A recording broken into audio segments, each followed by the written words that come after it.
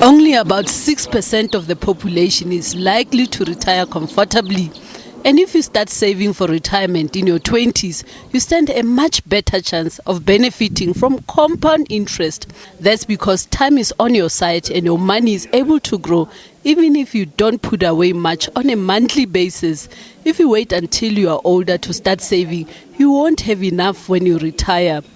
The minute you start work, start saving. 10%, take the first 10% and start putting it away. And every year, add to that by way of your salary increases. So if you're earning 10,000, you're going to be putting 1,000 Rand away. Next year, you're earning 11,000, you're going to be putting 1,100 away, plus inflation. Keep putting that away. And you as a youngster will never have a problem at retirement.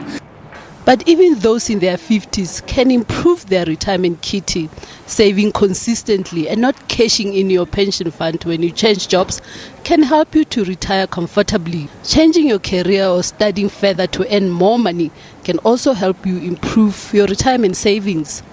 Why can you not have a new career at 50? You still have at least 15 years ahead of you to maybe study, upgrade. Nobody says you have to have a complete career change, but if you can make more money because you do what you love and you are passionate about something, why not spend the next 15 years doing something that you love? And that will probably bring you more money, and you might not even want to stop working at 65 because you are so passionate about it. If you are 50 years old and haven't saved enough for retirement, do not despair.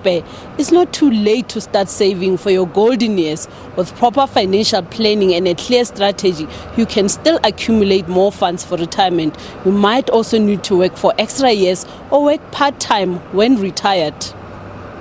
Many retired people are battling to cope with the escalating cost of medication, food and transport.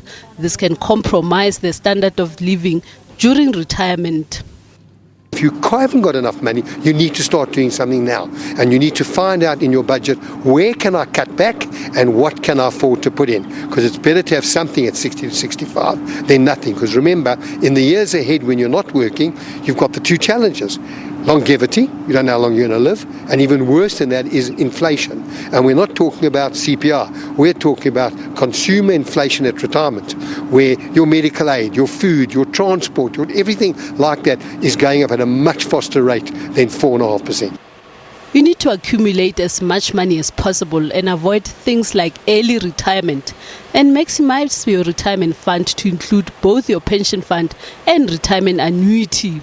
You might have to take drastic actions such as changing your lifestyle, cutting down on your debt completely, and downgrading to a smaller house to save more money. Some parts of the world, they've actually increased retirement age. And it doesn't mean, in South Africa, people want to retire early. Terrible thing. Government gave an option recently and they only got 3,000 takers, which I thought was fantastic. Because early retirement means I've saved shorter and I'm going to live longer. So my money's got to last that much longer. So yes, a second job is an option. And certainly what you have to have when you reach retirement, there are three things you have to have. A home paid for, no debt, and a good healthcare program. Having a part-time job or a hobby that earns you an income can help you to accumulate more money for retirement.